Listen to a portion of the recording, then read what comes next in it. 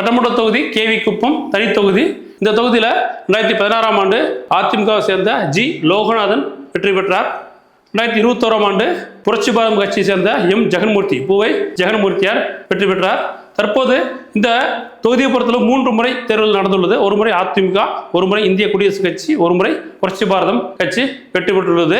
2025ஆம் ஆண்டு ஜனவரி நிலவரப்படி 2,38,442 வாக்குகள் இருந்தன.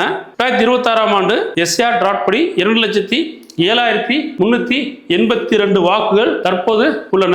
ஸோ அப்போ கேவி குப்பத்தை பொறுத்தளவு உங்களுக்கு 31,000க்கும் மேற்பட்ட வாக்குகள் இந்த எஸ்ஆர் டிராட் படி நீக்கப்பட்டுள்ளது. 31,000க்கும் மேற்பட்ட வாக்குகள் எஸ்ஆர் டிராட் படி இந்த தொகுதியில் நீக்கப்பட்டுள்ளது.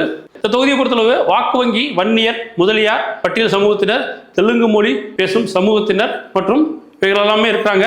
ஸோ இந்த தொகுதியை பொறுத்தளவு தற்போதைய நிலவரப்படி அதிமுகவுக்கு சாதகமாக உள்ளது.